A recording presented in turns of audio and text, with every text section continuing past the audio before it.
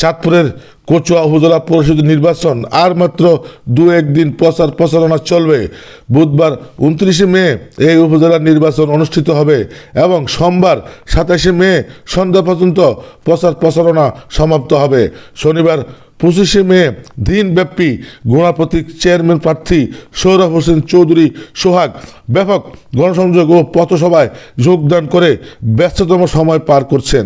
তিনি এই দিন কচুয়া পৌর সদর বাজারে, আশরাফপুর ইউনিয়নের 9 নং ওয়ার্ডের চাঙ্গিনী তুলাতলি বাজারে, গোহট উত্তর ইউনিয়নের মিয়ার বাজার সহ অন্যান্য ইউনিয়নের বিভিন্ন হাট বাজার পাড়া মহল্লায় ব্যাপক গণসংযোগ ও পথসভায় যোগদান করেছেন।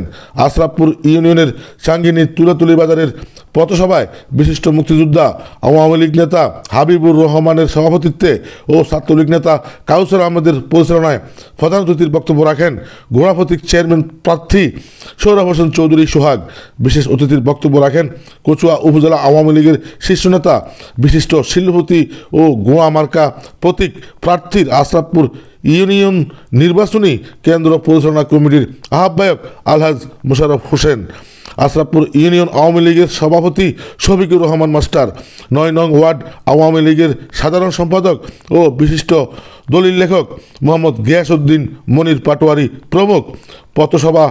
পথসভায় বিপুল সংখ্যক গোড়া মার্কা সমর্থনে ভোটার জনসাধারণ উপস্থিত ছিলেন।